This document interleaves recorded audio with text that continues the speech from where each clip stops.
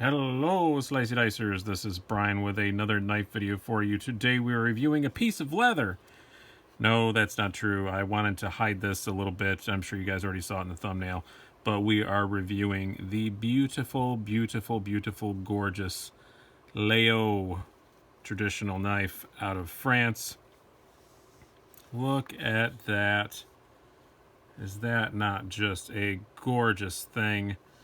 This is just a beautiful, beautiful, beautiful knife with a whole lot of also kind of beautiful history and a bit of lore. This is a knife, I've been researching this for a while. This isn't going to be a quite full-on review because they make this in so many different versions. This is just the one that Gear Bear was nice enough to loan to me. And I'm going to get into a bit of the history of it and a bit of the different legends that are around it. It's almost got some almost kind of conspiracy theories about it, but it is an amazing knife with a whole ton of history. The Laguiole knife is named so because it is made in Laguiole, France, or Laguiole, as the people there say. But I've heard that's kind of a local thing. The pronouncing the G, the Laguiole, however you say it, that's kind of a thing that mostly just the locals do. It's kind of like Worcester, Mass, instead of Worcester, like everybody else in the world knows how it's spelled. It's kind of one of those things. But very beautiful knife, and it's been made in one form or another since 1829. This one is made by actual Laguiole Knife Works, which is the one that can trace itself most closely to that original knife. And it's I'm just going to keep saying it, it's a gorgeous thing. I'm just going to keep going up. This is a shepherd's knife kind of design. You can get it in a million different flavors. There's one with a corkscrew. There's different lengths. This happens to be the 8 centimeter blade, which comes out to about 3¼ inch blade. There's an 11 centimeter. Also, there's multi-blade versions. They come in approximately 1 billion different, and maybe over-exaggerating, probably not by much, different handle materials, different bolster materials. This is brass, and I believe this is the Thuya burl handle. Gorgeous detailing on it. They come in all different price ranges too. I've found them as low as like $90 searching around researching this, that are much more plain looking than this, up to one like this you're probably looking at about $300, maybe a little bit more. So they go all over the place, which is not uncommon for traditional designs. Depends on the material, depends on what kind of fit and finish you're willing to pay for, but it's beautiful. It's just a gorgeous, gorgeous thing. A trademark of Laguiole that everyone knows about is most people call it a bee that's on here. Some people call it a fly. I've heard very good evidence that it's actually a cicada, but either way, it's got this cool little bug of some sort up here. Most of them have some kind of fancy detail work here on the back spring. I don't know what you call this pattern, but it's very nice. This one is brass. You can get them with nickel, a whole bunch of other things. They mostly come in some sort of Sandvik steel, 12C27 or 12C28 steel. And yeah, they're just a beautiful handmade thing in a handmade tradition. They do use some machines. I will link down below to some really cool videos I found about Laguiole, about the production process. Can tell you a lot more than I can tell you, and a little bit about the history of the company. And there's also a book out, which I wish I could speak French. It's only in French, but the whole history of the company. Just gorgeous, gorgeous thing. Some of the other little history tidbits on this. Some people say Napoleon said it was okay to use this fly. He bestowed it on the city of Laguiole, and that Napoleon had something to do with this. Yeah, he didn't. They started using this fly like long after he was long since gone. That one's definitely been debunked and not true. One thing that I do believe is pretty true. I said this is a shepherd's knife, and they have what they call on it. I hope it's coming across here in camera. As you can see, those little brass detailings are kind of in the shape of a cross. The rumor and innuendo, which I like to believe, is that that shepherd's cross is put on there because if you're a shepherd, you're out with your sheep in the field all day with this knife. You can't go to church to pray, and they would stick it like in a loaf of bread or what a French stereotype that is. That's what everybody says. Maybe a piece of wood. Who knows what they stuck it in? And they had their little cross there to pray to. I think that's kind of neat. I'm not a religious guy, but I still think that's kind of neat. That's just a cool little touch.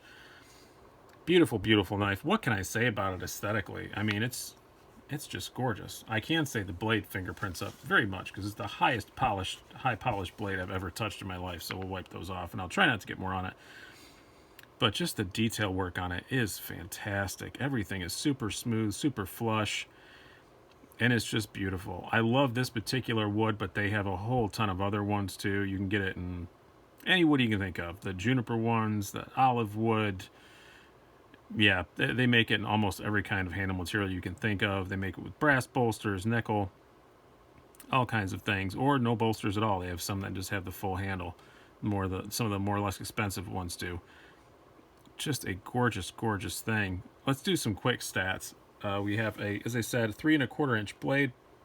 You have an overall length of just under 7 inches. Blade thickness 0.09 inches.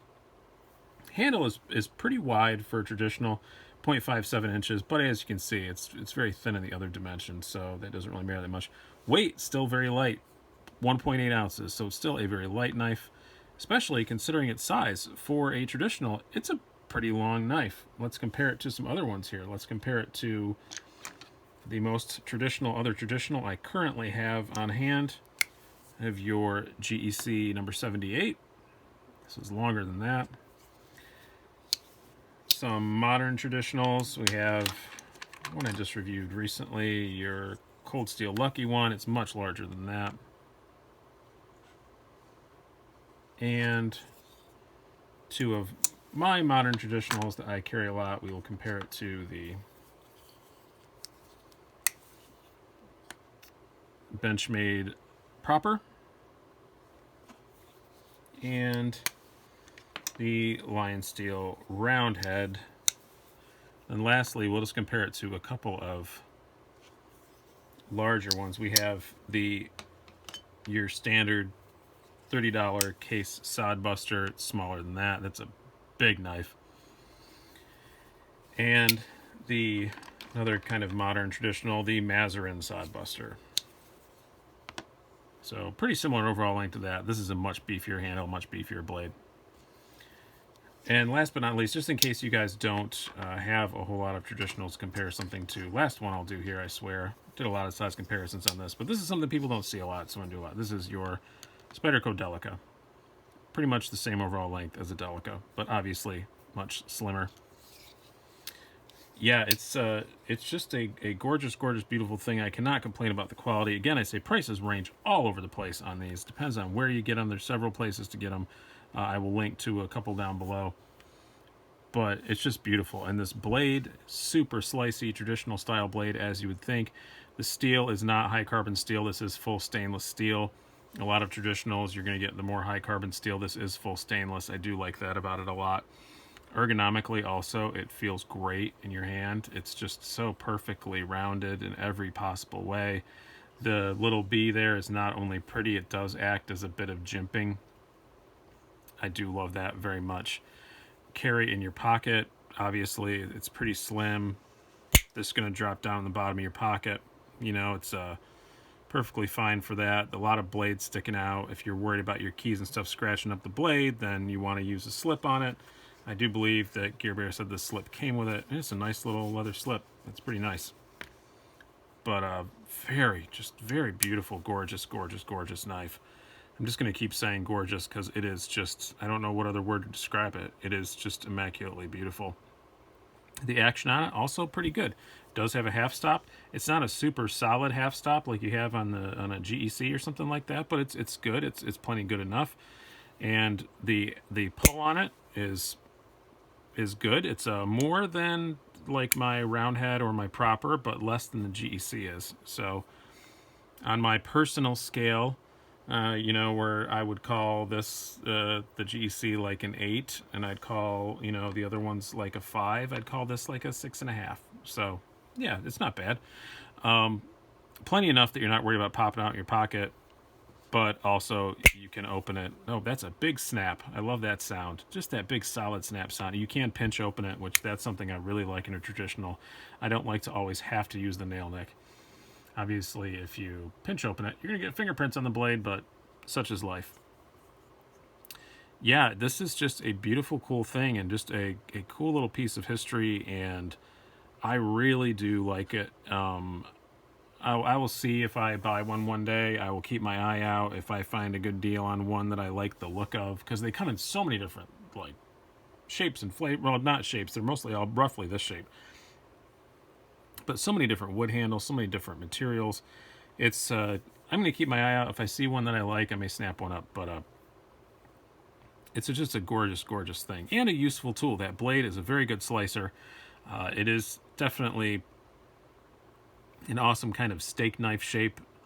Obviously, it's made by the French. It's good at, being your wine and cheese kind of knife. It's just, these are, I did not know these existed, I will admit, until I went over to Gear Bear's house and he showed them to me. And now I really do like them. And I very much enjoyed researching them. I was going to make this a very long video with a whole bunch about the history of the company, but I found other videos that do a better job than that, so I thought I would give you a little teaser to get you into the Laguiole kind of thing, and then you guys can look them up and watch the videos down below. I highly recommend them. They're all very good, and if you really want to know more about this knife and the amazing history of it, I mean, the company survived 2 world wars, all but stayed in that exact same town the whole time. Their little factory building I love has, what was it, like a 30-meter knife blade sticking up out of the top of it. It's just cool.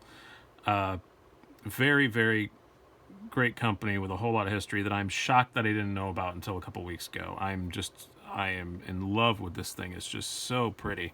Just looking at it, it's just so gorgeous. I wouldn't even care if I never used it. Just looking at it, oh my lord, it's so pretty. So this has been the Laguiole. Hope you guys have enjoyed this and that I inspire you to at least take a look and try and find out more about them. Very functional, gorgeous tool. Check them out. I've been Brian. Have a good one.